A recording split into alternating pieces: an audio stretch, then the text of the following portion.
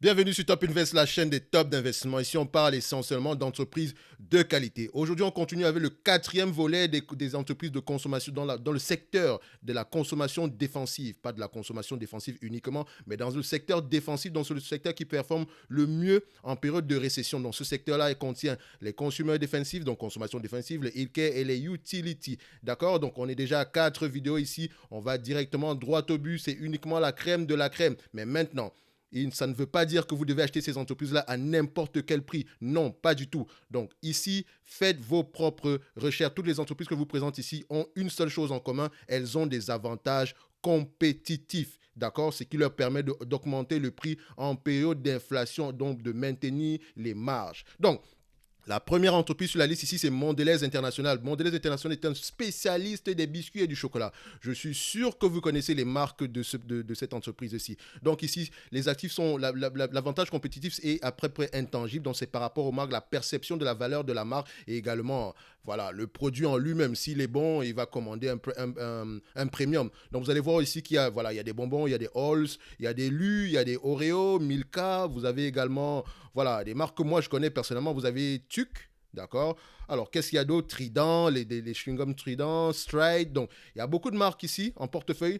Mais il ne suffit juste pas d'avoir des marques, il faut également que ces marques-là puissent soient bien gérées, que le public ait une perception de qualité de ces marques-là. Et généralement, ça se voit sur les rapports financiers de l'entreprise, pas dans le sens où on l'écrit littéralement, dans le sens où ça rapporte du cash. Donc, on constate ici que nous avons une stabilité des revenus. Attention, c'est un business qui a changé entre 2012 et 2015. C'est la raison pour laquelle on a une baisse en termes de revenus ici à cette période, parce qu'il y a un changement au niveau de la stratégie. Ils ont dû vendre certaines marques ici. Donc, vous voyez la croissance des marges opérationnelles ici, stabilité des marges brutes, stabilité des marges opérationnelles. Vous voyez à peu près au niveau des bénéfices nets par action, on a une croissance sur les dernières années. On est à peu près à 3 dollars par action en date d'aujourd'hui. Attention, il faudrait seulement voir est-ce qu'elle n'a pas bénéficié de la période actuelle. Mais dans tous les cas de figure, c'est une entreprise également qui distribue un dividende. Donc en date d'aujourd'hui, si elle distribue la totalité de ses free cash flow en termes de dividendes, vous savez que c'est comme ça que nous on aime réfléchir sur Top Invest, pas juste en se limitant sur le rendement du dividende, parce que le rendement du dividende c'est par rapport au prix actuel, mais le potentiel de rendement c'est par rapport au free cash flow. Donc en date d'aujourd'hui, on a à peu près 3 dollars par action en termes de dividendes de free cash flow ici. Donc, si on distribue la totalité des free cash flow maintenant en termes de dividendes, on aura un rendement de 5%. Donc, c'est-à-dire que si vous, en date d'aujourd'hui, vous achetez cette entreprise et que le prix ne bouge pas et qu'on augmente uniquement le dividende année après année avec les mêmes free cash flow, vous n'aurez pas plus de 5%. Et vous savez qu'ici, nous, on demande toujours un rendement aux actionnaires de 10% minimum. Ce qui veut dire que le prix actuel, peut-être, ça ne nous intéresserait pas. Mais ça, c'est nous. Ça, c'est nous. Parce que nous, on est exigeant. On veut non seulement le rendement, mais également la performance qui va avec. D'accord? Parce qu'on ne fait pas partie de l'école qui achète tout à n'importe quel prix, pas n'importe quoi, parce qu'ici on n'achète pas n'importe quoi. Vous pouvez constater ici que durant la dernière crise financière, ici 2007-2008, regardez, elle n'a presque pas bougé, elle a perdu quand même 30%, mais attention, c'est rien comparé à d'autres entreprises qui étaient à moins 50, moins 80, moins 90. On parle de Netflix. Alors, c'est une belle entreprise, mais ça dépend du prix. Maintenant, ça, c'est la première. On passe à la seconde entreprise qui est PepsiCo, qu'on a déjà étudié ici sur la chaîne. Vous pouvez aller revoir la vidéo ici, elle est totalement disponible. Vous allez sur la page de la chaîne, vous allez à l'onglet recherche et vous allez trouver qu'est-ce qu'on a dit par rapport à PepsiCo. Je me souviens que, voilà, on n'était pas trop optimiste, pas dans le sens que c'est pas une belle entreprise. Constatez, regardez ici, la croissance et la stabilité des revenus. Attention, elle a sans doute des bénéfices à la période actuelle parce que regardez ici, on a une croissance des revenus ici qui est très, très, très élevée. 12% en 2021 et 9% sur les derniers trimestres. Je ne sais pas pourquoi. Soit c'est parce qu'elle a fait une acquisition, ce qui m'étonnerait, mais il faudrait aller vérifier les rapports financiers ici. Donc, quand on va vite fait ici à la volée, qu'est-ce qu'on constate? Voilà, non, il n'y a pas eu d'acquisition en cette période-là. Donc, attention, peut-être que les revenus actuels ne sont pas durables, pas dans le sens où elle ne peut pas avoir 80 milliards de revenus, mais dans le sens que la consommation présente ici est un tout petit peu élevée due à la période actuelle. Vous savez qu'il y a il y a des gens qui ont excessivement consommé parce qu'ils restaient à la maison. Donc faites attention par rapport à ça. Mais ça reste une très très très belle entreprise qui paie un dividende ici croissant année après année. Donc ce qui nous intéresse ici, c'est le rendement des free cash flow par rapport à la voie des actionnaires ici. Donc ici, elle a à peu près un revenu à peu près de free cash flow par action à peu près de 5,5 dollars par action. Donc ici, qu'est-ce que ça nous donne en termes de rendement aux actionnaires en date d'aujourd'hui? C'est-à-dire que si on achète l'entreprise en date d'aujourd'hui et que le prix ne change pas, et on nous distribue uniquement un dividende croissant, à combien est-ce que ça représente en termes de rendement potentiel? C'est à peu près aux alentours de 3,50%. En date d'aujourd'hui, on a un dividende à peu près de 2,92%. Donc, Le dividende, il est safe, mais il est un peu sur la marge supérieure. Maximum, on aura 3,5% s'il n'y a pas de croissance supplémentaire. Je sais également qu'on a à peu près 10 milliards en termes de bénéfices nets ici par action. La question qu'on se pose jamais, c'est est-ce que c'est durable? Donc, tant qu'on n'a pas lu les rapports financiers, on ne peut pas répondre à cette question. Mais en tous les cas de figure, tout ce que je peux déjà voir ici, c'est que c'est une entreprise extraordinaire. Tout est stable. Les marges brutes sont stables, les revenus sont stables et croissants, les marges opérationnelles sont stables et croissantes. Le nombre d'actions ici diminue. On aime ça. Les dividendes sont croissants. On aime ça. C'est ce qu'on veut voir dans une entreprise de qualité. Donc ici, la perception générale, c'est la qualité de la marque, donc c'est généralement des actifs intangibles. Et voilà. Donc ça, c'est ce qu'on avait à dire sur PepsiCo. La vidéo est disponible sur la chaîne. Donc maintenant, on continue avec la troisième entreprise qui est un spécialiste des épices. Alors là, les épices, personne ne peut s'en passer. Ce n'est pas parce que personne ne peut s'en passer qu'on va les acheter à n'importe quel prix. Donc, McCormick, c'est une entreprise que j'aime. J'ai toujours voulu posséder cette entreprise-là. Je ne la possède pas encore parce que voilà, ça dépend du moment, d'accord? On n'achète pas n'importe quoi à n'importe quel prix, d'accord? Même si c'est de la qualité, il faut acheter la qualité à bon prix, ce qui nous permet de maximiser nos rendements, aussi bien au niveau de la performance de l'action et également au niveau du rendement du dividende, d'accord? Donc ici, vous voyez que la stabilité et la croissance des revenus, c'est ce qu'on recherche. Quelle est la croissance des revenus ici sur les 10 dernières années? 5%. Donc elle a une légère croissance pour une entreprise mature, c'est un tout petit peu correct, enfin c'est correct, même pas un tout petit peu. Les marges sont à peu près correctes ici, bien stables, d'accord? Vous constatez également que le bénéfice par action est croissant, donc 1,52$ ici. Ici, on a 2,80$ en 10 ans.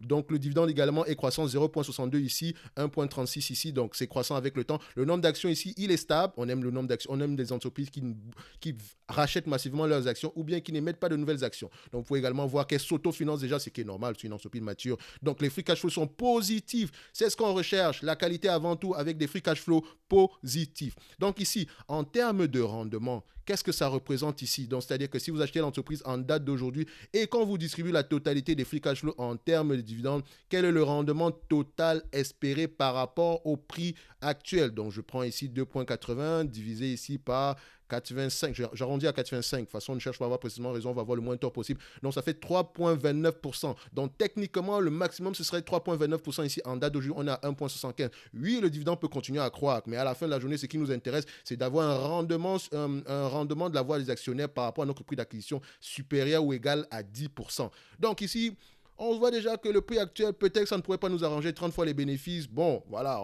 je pense qu'on va attendre un meilleur prix ici, mais dans tous les cas de figure, ça reste une excellente entreprise à avoir dans sa watchlist, d'accord? Donc, ça, c'est pour Cisco. Excusez-moi, ça c'est pour McCormick, d'accord? Donc maintenant, on va sur Procter & Gamble, que j'ai déjà étudié cette chaîne-ci quantitativement. Vous pouvez aller revoir la vidéo. Vous pouvez constater qu'on ne pouvait pas faire une liste pareille sans parler de Procter & Gamble, d'accord? Donc, stabilité des marges ici. Vous pouvez constater que, attention, c'est une entreprise également qui est en pleine transformation. Donc, elle a dû vendre certaines de ses marques ici pour pouvoir se recentrer sur les marques qui avaient le plus de potentiel, non seulement de croissance, mais également de pricing power. D'accord? Donc, vous pouvez constater ici que les marges des free cash flow sont à peu près stables ici. D'accord? Sinon, croissant, 14 milliards ici aujourd'hui. Elle a la capacité de pouvoir refinancer son dividende ici en date d'aujourd'hui. En termes de rendement, le dividende actuellement représente combien? Donc, le dividende actuellement représente à peu près 2,79%. Donc, techniquement, si l'entreprise vous distribue la totalité de ses free cash flow en termes de dividende, vous savez que c'est ce que nous, on aime ici. Donc, on va juste aller à la volée comme ça. Ça fait 5,5% ici, divisé par le prix actuel. Donc, le prix actuel est combien? 131$. Ça, c'est avant de prendre en considération la dette, parce que la dette peut changer beaucoup de choses, d'accord? Donc ici, ça fait un rendement d'à peu près de 4,2%. Donc techniquement, vous n'irez pas à plus de 4,2% si le free cash flow ne continue pas à croître. Attention, ce qui veut dire que idéalement, cette entreprise, voilà, un prix moitié moins ce qu'on propose ici aujourd'hui pourrait être intéressant, mais c'est très rare d'acheter cette entreprise à très très bon prix, sauf cas exceptionnel. Donc ici, vous constatez qu'entre 2000, à la dernière période de récession ici, voilà, elle a quand même baissé de quelques 25% par là. Techniquement, ça reste une très belle entreprise, d'accord? Donc à observer, à regarder et acheter au bon moment, pas à n'importe quel prix, bien sûr. Et attention à l'augmentation des taux d'intérêt parce que ça peut avoir un effet négatif sur les PER, d'accord? Donc ça, c'était pour Procter & Gamble, excellente entreprise. Donc, la vidéo est déjà sur la chaîne concernant une analyse quantitative de Procter & Gamble pour décider combien est-ce que ça vaut. Donc, vous pouvez aller voir qu'est-ce que j'ai dit par rapport à cette compagnie-ci, qui est une excellente entreprise. On s'arrange. Donc, maintenant, la dernière, c'est Cisco. J'ai parlé de Cisco avant parce que je l'avais déjà en tête. Donc, ici, Cisco est un distributeur alimentaire. Donc, généralement, c'est une compagnie de logistique, essentiellement pour les produits alimentaires. Donc, à la fin, ici, les marges ne sont pas élevées. attention, les marges ne sont pas élevées, mais les volumes sont élevés. Donc ici, c'est l'efficience qui compte. Vous pouvez constater ici que au niveau des marges ici, vous voyez, voilà, vous voyez Cisco. Attendez, donnez-moi juste un instant, je vais aller sur la chaîne ici. Donc, est-ce que c'est pas juste une entreprise qui vend, c'est pas juste une entreprise qui a c'est pas juste une compagnie de logistique. Attention, je pense qu'elle vend également des produits. Attention, je pense que c'est des produits liés à la viande également. Donc, on va aller regarder ça vite fait ici pour avoir une idée générale ici de Cisco. Donc, Cisco Investor, d'accord, on va rapidement, boum. On va sur Cisco, très belle entreprise. Donc, Food Service Distribution, Global Leader in Selling Marketing Distribution Food Project. OK, donc service de distribution. OK. Oh, je la confonds avec Tyson Food. Excusez-moi, exactement, c'est de la logistique ici. Parce qu'également, il y a Tyson Food. Donc, Tyson Food ici, qui est une excellente entreprise. Donc, également, sans doute qui va faire partie de notre classement. On va en parler bientôt. Donc, ici, on est sur Cisco en date d'aujourd'hui, qui est une compagnie de logistique. Donc, ici, c'est très important d'avoir à peu près d'être le plus efficient possible, d'accord? Donc, en période où on a une augmentation du prix du carburant, je dirais du carburant, de l'essence, du pétrole, si vous voulez, voilà, ça peut avoir un impact un tout petit peu négatif sur leur compagnie ici à court, moyen terme, d'accord? Parce qu'elle est également, je pense qu'elle a la capacité de faire passer l'augmentation des coûts de ces produits-là à ses différents clients, d'accord? Donc, faites très attention. Ça reste une belle entreprise ici. On voit ici stabilité aux croissances des revenus sur les 10 dernières années. On a des revenus à peu près stables à peu près de 2,69% en termes de croissance. Donc, vous pouvez également constater qu'en termes de bénéfices net free cash flow, on a à peu près des free cash flows alentour de 1,4 milliard par là. C'est vrai que les dernières années, c'est un peu compliqué, mais ça par rapport à la période actuelle. Donc, si on revient ici à la moyenne et que l'entreprise vous distribue la totalité de ses free cash flow en termes de dividendes, quel est le rendement que vous allez avoir? Donc, techniquement, ici, on prend 1,4 qui est le 1,4 milliard divisé ici par la capitalisation boursière ici, avant la dette, bien sûr, parce que la dette peut changer beaucoup de choses. Ça revient ici à un rendement potentiel de 3,36%. Donc, actuellement, elle a un rendement de 2,40%. Donc, ça veut dire que on est déjà sur la marge supérieure des dividendes. D'accord? Donc, ça veut dire que voilà, si vous espérez que le dividende aille plus loin que ça, même si le dividende est croissant depuis plusieurs années, on ne va pas aller plus loin que 3,36% si l'entreprise ne continue pas à augmenter ses free cash flows. Je ne dis pas qu'elle n'a pas la capacité de le faire, mais il est très très important d'acheter cette entreprise au bon moment, d'accord? Beaucoup de gens disent souvent que oui, mais ça fait bien longtemps qu'elle n'est jamais allée à ce niveau-là. Attention, en 2020, qu'est-ce qu'on a vu ici? On a vu une opportunité exceptionnelle d'acheter cette entreprise à bon prix, d'accord? Et ça n'était pas arrivé depuis très très très très très longtemps.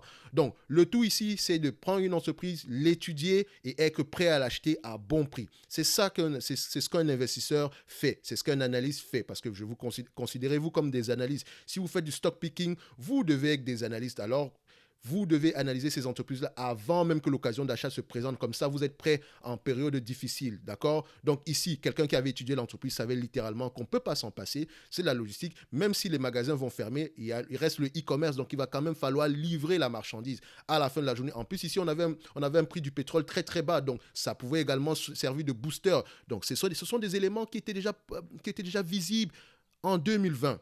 Si vous aviez étudié l'entreprise bien avant. Donc, toute la panique généralisée ici, quelqu'un d'informé aurait acheté massivement. Je ne fais pas partie de cela, d'accord? Parce qu'en période 2020, il y avait tellement d'occasions que parfois, on ne sait pas lesquelles on va acheter. C'est la raison pour laquelle on se focalise sur la crème de la crème.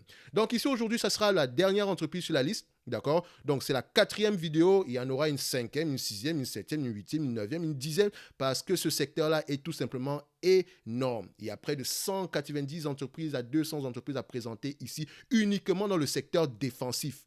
Et toutes des entreprises de qualité.